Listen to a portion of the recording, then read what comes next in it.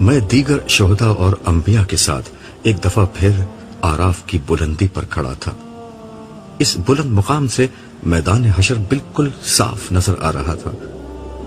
تا حد نظر وسیع میدان میں لوگوں کو دو گروہوں میں جمع کر دیا گیا تھا۔ میدان کے داہنے ہاتھ پر تا حد نظر لوگوں کی صفیں در صفیں بنی ہوئی تھیں۔ یہ اہل جنت تھے۔ ان کے چہرے روشن، آنکھوں میں چمک اور لبوں پر مسکراہٹ تھی۔ ان کے لباس بہترین، ان کے دل خوشی سے سرشار اور ان کی روحیں شکر گزار کے احساس میں ڈوبی ہوئی تھی۔ یہ داہنے ہاتھ والے تھے۔ ان داہنے ہاتھ والوں کی خوش بختی کا کیا کہنا۔ میدان کے بائیں طرف لوگ ایک ہجوم کی شکل میں گھٹنوں کے بل بیٹھے تھے۔ ان کے ہاتھ پیچھے کر کے باندھے گئے تھے اور جہنم کا نظارہ ان کے سامنے تھا۔ یہ اہل جہنم تھے جن کے لیے ابدی خسارے کا فیصلہ سنایا جا چکا تھا۔ وہ منتظر تھے کہ کب وہ اپنے فیصلہ کن انجام سے دوچار ہوتے ہیں۔ ان کے چہرے اترے ہوئے تھے، آنکھیں بجھی ہوئی تھیں، پیشانی ارقالود اور گردن جھکی ہوئی تھی۔ ان کی رنگت سیاہ پڑ چکی تھی، جسم پر گرد و غبار اٹی ہوئی تھی۔ یہ بائیں ہاتھ والے تھے۔ ان بائیں ہاتھ والوں کی بدبختی کا کیا کہنا تھا۔ سامنے عرش الہی تھا، اس کے جلال و جمال کا کیا کہنا۔ عرش کے اطراف صف در صف فرشتے کھڑے ہوئے تھے۔ ان کے بیچ میں عرش سے متصل 8 انتہائی غیر معمولی فرشتے کھڑے ہوئے تھے۔ یہ حاملین عرش تھے۔ فرشتوں کی زبان پر حمد و تسبیح کے الفاظ جاری تھے، جبکہ عرش کے پیچھے قدر بلندی پر جنت و جہنم دونوں کا نظارہ واضح طور پر نظر آ رہا تھا۔ داہنے طرف جنت تھی، جس سے اٹھنے والی خوشبوؤں نے حشر کے داہنے حصے کو مہکا رکھا تھا، اور وہاں سے بلند ہونے والے نغموں نے دلوں کے تاروں کو چھیڑ دیا تھا۔ جنت کی بستی کے حسین ترین مرغزار، سبززار باغیچے، محلات، نہریں، خدام واضح طور پر نظر آ رہے تھے۔ اس جنت کا منظر ہر شخص کی نگاہوں کو للچا رہا تھا۔ اہل جنت اپنی خوش نصیبی پر رشک کرتے اس جنت کی آرزو دل میں لیے ایک دوسرے کے ساتھ خوش گپیاں کر رہے تھے۔ دوسری طرف جہنم کا انتہائی بھیانک نظارہ عرش کے الٹی طرف نمایاں تھا۔ آگ کے شعلے سانپ کی زبان کی طرح بار بار لپک رہے تھے۔ جہنم میں دیے جانے والے مختلف قسم کے عذابوں کا نظارہ دلوں کو ہلا رہا تھا۔ بدبو، غلاظت، آگ، زہریلے حشرات، وحشی جانور، کڑوے کسیلے پھل، کانٹے دار جھاڑ جھنکار پیپ اور لہو کا کھانا، کھولتا ہوا پانی، ابلتے ہوئے تیل کی تلچھٹ، ان جیسے ان گنت عذاب اور سب سے بڑھ کر انتہائی بدہیبت اور خوفناک فرشتے جو ہاتھوں میں کوڑے، زنجیر توق اور ہتھوڑے لے کر اہل جہنم کا استقبال کرنے کے لیے موجود تھے۔ اہل جہنم کی بدحالی پہلے ہی کچھ کم نہ تھی کہ اب جہنم کو انہوں نے آنکھوں سے دیکھ لیا تھا۔ اس منظر نے ان کی ہمت کو آخری درجے میں توڑ ڈالا تھا۔ وہ وحشت زدہ نظروں سے یہ منظر دیکھ رہے تھے۔ ان میں سے ہر شخص کی سب سے بڑی خواہش یہ تھی کہ کسی طرح ان کی موت کا فیصلہ سنا دیا جائے، مگر افسوس کہ جہنم میں ہر عذاب تھا سوائے موت کے، کیونکہ اہل جہنم کے لیے موت سب سے بڑی راحت تھی، لیکن جہنم مقام عذاب تھا، مقام راحت نہیں۔ اہل جنت و اہل جہنم کے بیچ میں ایک شفاف پردہ تھا، جس سے دونوں ایک دوسرے کو دیکھ سکتے اور گفتگو کر سکتے تھے، مگر اس پردے کو عبور نہیں کر سکتے تھے۔ اہل جنت اہل جہنم سے پوچھتے کہ ہم نے تو اپنے رب کے وعدے کو سچا پایا، اور جو اس نے ہم سے کیا تھا، کیا تم نے بھی جہنم کے سارے وعدے سچے پائے جو اللہ تعالیٰ نے تم سے کیے تھے؟ ان اہل جہنم کے پاس جواب میں اعترافاً گردن جھکا دینے کے اور ہاں کہنے کے علاوہ کوئی اور چارہ ہی نہیں تھا۔ وہ بھوک اور پیاس سے بلک رہے تھے، اس لیے برابر میں اہل جنت کے سامنے میوے گوشت کی رکابیاں گردش کرتی اور انہیں جام نوش کرتے دیکھتے تو کہتے کہ یہ پانی اور دیگر غذائیں جو اللہ نے تمہیں دی ہیں کچھ ہمیں بھی کھانے کے لیے دے دو۔ جواب ملتا کہ یہ اللہ نے اہل جہنم پر حرام کر رکھی ہیں۔ ہم اوپر کھڑے یہ سب کچھ دیکھ اور سن رہے تھے، گرچہ ہمارے فیصلے کا اعلان ایک رسمی سی بات تھی، مگر نہ جانے کیوں میرا دل ڈر رہا تھا۔ میں اللہ تعالیٰ سے اس کی رحمت اور درگزر کا سوال کر رہا تھا۔ میں دعا کر رہا تھا کہ پروردگار ہمیں اہل جہنم کا ساتھی نہ بنا بلکہ اہل جنت میں داخل فرما۔ یہی دعا دوسرے لوگ کر رہے تھے۔ یہ میری کیفیت تھی، جبکہ بعض دیگر شہداء اس موقع پر شدت جذبات میں آگے بڑھے اور پکار کر اہل جنت کو مبارکباد دینے لگے۔ وہ کہہ رہے تھے کہ آپ پر خدا کی رحمت اور سلامتی ہو۔ اس موقع پر انبیاء آگے بڑھے اور اپنی قوم کے کافر سرداروں کو پہچان کر کہنے لگے، کہاں ہے آج تمہاری سرداری، تمہاری جمعیت اور تمہارا گھمنڈ؟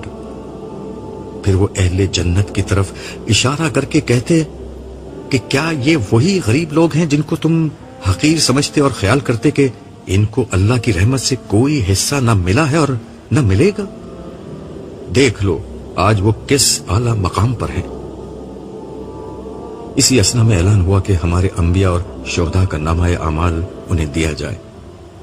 میری توقع کے برخلاف اس موقع پر کوئی حساب کتاب یا پیشی نہیں ہوئی، صرف یہ ہوا کہ ہر شخص کو آگے سامنے کی طرف بلایا جاتا جہاں ہر جنتی اور جہنمی اسے دیکھ سکتا تھا۔ وہ شخص اپنے ساتھ موجود فرشتوں کے ہمراہ چلتا ہوا آگے آتا۔ فرشتے انتہائی اکرام کے ساتھ اسے عرش کے سامنے لے جاتے، جہاں زندگی میں اس کے کارناموں اور آخرت میں اس کی کامیابی کا اعلان کیا جاتا۔ جس وقت کوئی پیش ہوتا، اس کے سامنے کے سارے حالات، اس کے مخاطبین کی تفصیلات، لوگوں کا رد عمل اور اس کی جد و جہد، ہر چیز کو تفصیل سے بیان کیا جاتا۔ سامعین یہ سب سنتے اور اسے داد دیتے۔ آخر میں جب اس کی کامیابی اور سرفرازی کا اعلان ہوتا تو مرحبا اور ماشاءاللہ کے نعروں سے فضا گونج اٹھتی۔ بعض اہل جنت تالیاں بجاتے، بعض اٹھ کر رقص کرنے لگتے اور بعض سیٹیاں اور چیخیں مار کر اپنی خوشی کا اظہار کرتے۔ جب میرا نام پکارا گیا تو ساتھ کھڑے ہوئے سارے لوگوں نے مبارکباد دی۔ میں صالح اور امسائل کے ہمراہ کنارے پر پہنچا جہاں سے میدان میں کھڑے سارے لوگ مجھے دیکھ سکتے تھے۔ امسائل نے میرا نامہ اعمال اٹھا رکھا تھا، جبکہ صالح میرے آگے آگے چل رہا تھا۔ وہاں پہنچ کر میں سر جھکا کر کھڑا ہو گیا۔ آواز آئی، عبداللہ سر جھکانے کا وقت گزر گیا، اب سر اٹھاؤ، لوگ تمہیں دیکھنا چاہتے ہیں۔ میں نے سر اٹھایا اس طرح کہ میری آنکھوں میں شکر گزاری کے آنسو اور میرے ہونٹوں پر کامیابی کی مسکراہٹ تھی۔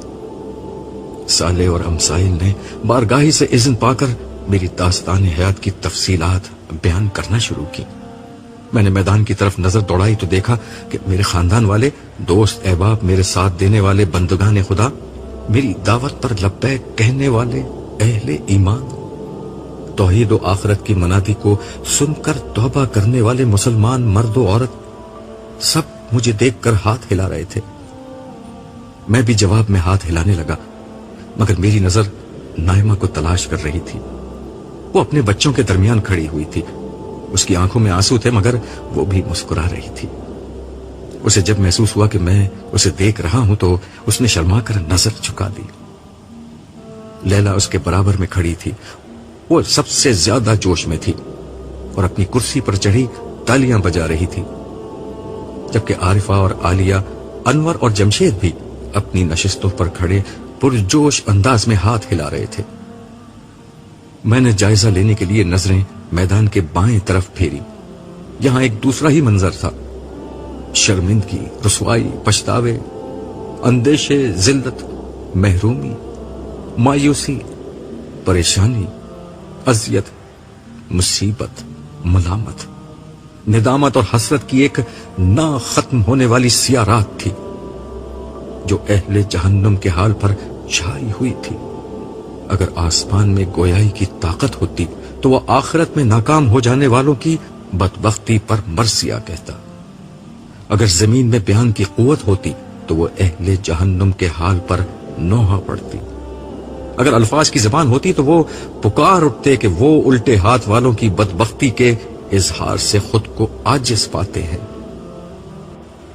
میرا دل چاہا کہ میں کسی طرح وقت کا پہیا الٹا گھما کر پرانی دنیا میں لوٹ جاؤں اور یہ منظر دنیا والوں کو دکھا سکوں۔ میں چیخ چیخ کر انہیں بتاؤں کہ محنت کرنے والوں، ایک دوسرے سے مقابلہ کرنے والوں، مال و اسباب کی ریس لگانے والوں، مقابلہ کرنا ہے تو اس دن کی سرفرازی کے لیے کرو، ریس لگانی ہے تو جنت کے حصول کے لیے لگاؤ، منصوبے بنانے ہیں تو جہنم سے بچنے کے منصوبے بناؤ۔ پلاٹ، دکان، مکان، بنگلے، سٹیٹس، کیریئر، گاڑی، زیور اور لباس فاخرہ میں ایک دوسرے کو پیچھے چھوڑنے والوں، دنیا کے ملنے پر ہنسنے اور اس کی محرومی پر رونے والوں، ہنسنا ہے تو جنت کی امید پر ہنسو اور رونا ہے تو جہنم کے اندیشے پر رویا کرو۔ مرنا ہے تو اس دن کے لیے مرو جب زندگی شروع ہوگی کبھی نہ ختم ہونے کے لیے۔ میری آنکھوں سے بہنے والے آنسوؤں کی لڑی اور تیز ہو گئی۔ اس دفعہ یہ آنسو خوشی کے نہیں تھے، اس احساس کے ساتھ کہ شاید میں تھوڑی سی محنت اور کرتا تو مزید لوگوں تک میری بات پہنچ جاتی اور کتنے ہی لوگ جہنم میں جانے سے بچ جاتے۔ میرے دل میں تڑپ کر احساس پیدا ہوا، کاش ایک موقع اور مل جائے، کاش کسی طرح گزرا ہوا وقت پھر لوٹ آئے تاکہ میں ایک ایک شخص کو جھنجھوڑ کر اس دن کے بارے میں خبردار کر سکوں۔ میرے دل کی گہرائیوں سے تڑپ کر ایک آہ نکلی۔ میں نے بڑی بے بسی سے نظر اٹھا کر عرش کی طرف دیکھا۔ وہاں ہمیشہ کی طرح رخ انور پر جلال کا پردہ تھا، حسن بے پرواہ کی ادائے بے نیازی تھی اور جمال و کمال کی رضا شان و ذوالجلال کے شانائے اقدس پر پڑی تھی۔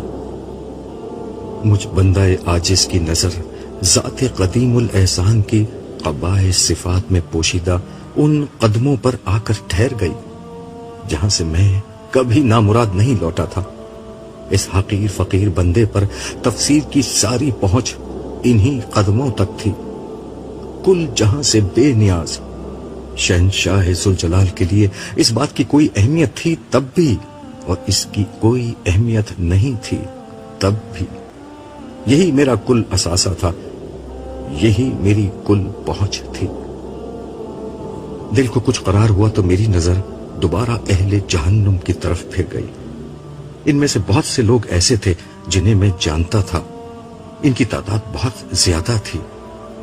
یہ آپس میں گھس پل کر تنگی میں دو زانوں غلامانہ بیٹھے ہوئے تھے۔ یہ لوگ نظر نہیں ملا رہے تھے، بلکہ بہت سو نے تو پیٹھ پھیر لی تھی، اس لیے میں اپنے جاننے والے زیادہ لوگوں کو وہاں نہیں دیکھ سکا، لیکن ان کو دیکھ کر اس نعمت کا احساس ہوا کہ کس طرح اللہ تعالیٰ نے مجھے اپنے فضل و کرم سے اس برے انجام سے بچا لیا۔ مجھے محسوس ہوا کہ جنت کی ان گنت نعمتوں میں سے دو سب سے بڑی نعمتیں شاید یہ ہیں کہ انسان کو جہنم سے بچا لیا جائے گا، اور دوسرا اسے بڑی عزت کے ساتھ جنت میں لے جایا جائے گا۔ زیادہ دیر نہ گزری تھی کہ ایک ایک کر کے آراف پر کھڑے سارے لوگ نمٹ گئے۔ اب فیصلہ سنانے کے لیے کچھ بھی نہیں رہا تھا، مگر شاید ابھی کچھ ہونا باقی تھا۔ سب اپنی جگہ کھڑے تھے کہ میدان حشر میں ایک جانور کو لایا گیا۔ یہ جانور بہت موٹا تازہ تھا، جس کے گلے میں رسی پڑی ہوئی تھی، اور فرشتے اسے کھینچتے ہوئے عرش کے سامنے لے جا رہے تھے۔ صالح نے میرے کان میں سرگوشی کرتے ہوئے کہا، یہ موت ہے جس کے خاتمے کے لیے اسے لایا گیا ہے۔ عرش سے اعلان ہوا کہ آج موت کو موت دی جا رہی ہے، اب کسی جنتی کو موت آئے گی نہ کسی جہنمی کو۔ اس کے ساتھ ہی فرشتوں نے اس جانور کو لٹایا اور اسے ذبح کر دیا۔ اہل جنت نے اللہ تعالیٰ کی حمد و ثنا کے ساتھ اس بات کا خیر مقدم کیا، جبکہ اہل جہنم میں صف ماتم بچ گئی۔ ان کے دل میں امید کی کوئی شمع اگر روشن تھی تو وہ بھی موت کی موت کے ساتھ اپنی موت آپ مر گئی۔ عرش سے صدا آئی کہ اہل جہنم کو گروہ در گروہ ان کے انجام تک پہنچایا جائے۔ فرشتے تیزی کے ساتھ حرکت میں آ گئے. حشر کے بائیں کنارے پر ایک زبردست ہلچل مچ گئی. چیخ و پکار اور آہ و فغاں کے درمیان فرشتے پکڑ پکڑ کر مجرموں اور نافرمانوں کا ایک جتھا بناتے اور انہیں جہنم کی سمت ہانک دیتے. ہر گروہ جہنم کے دروازے پر پہنچتا، جہاں جہنم کے دروغہ مالک ان کا استقبال کرتے اور ان کے اعمال کے مطابق جہنم کے 7 دروازوں میں سے کسی ایک دروازے کو کھول کر انہیں اس میں داخل کر دیتے. اس دوران میں وقفے وقفے سے عرش کی سمت سے جہنم کو مخاطب کر کے پوچھا جاتا، کیا تو بھر گئی؟ وہ غضبناک آواز میں عرض کرتی، پروردگار، کیا اور لوگ بھی ہیں؟ انہیں بھی بھیج دیجئے. یہ سن کر حشر میں ایک آہ و بکا بلند ہو جاتی. رہ جانے والے مجرموں پر فرشتے دوبارہ جھپٹ پڑتے اور انہیں ان کی آخری منزل تک پہنچا دیتے. یوں تھوڑی ہی دیر میں سارے مجرم اپنے انجام تک جا پہنچے. اس کے بعد عرش سے صدا بلند ہوئی، اہل جنت کو ان کی منزل تک پہنچا دیا جائے. جب یہ حکم صادر ہوا تو میں نے دیکھا کہ کچھ لوگ ابھی تک الٹی سمت میں موجود تھے. میں نے صالح سے پوچھا، یہ کون لوگ ہیں؟ ان کو جہنم میں کیوں نہیں پھینکا جا رہا؟ اس نے جواب دیا، یہ منافقین ہیں. یہ جہنم کے سب سے نچلے درجے میں ہوں گے. یہ دنیا میں اللہ کو دھوکہ دیتے تھے. آج ان کو نہ صرف بدترین عذاب ملے گا بلکہ ان کی دھوکہ دہی کی پاداش میں ان کا انجام ایک دھوکے سے شروع ہوگا. دھوکہ؟ کیا مطلب؟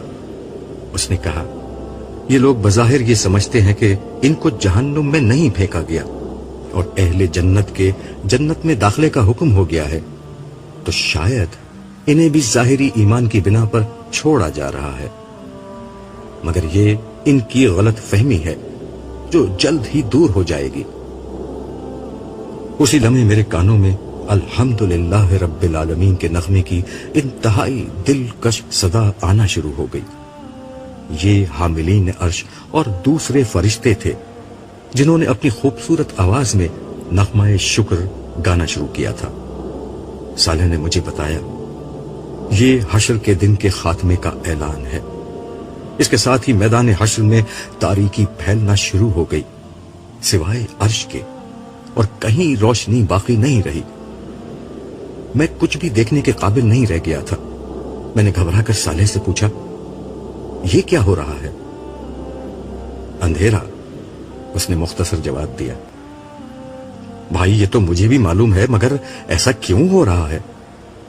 یہ اس لیے ہو رہا ہے کہ اس اندھیرے کو عبور کر کے جنت تک صرف وہی لوگ پہنچیں گے جن کے پاس اپنے ایمان اور اعمال کی روشنی ہوگی. یہ کہہ کر اس نے میرے ہاتھ میں میرا نامہ اعمال تھما دیا.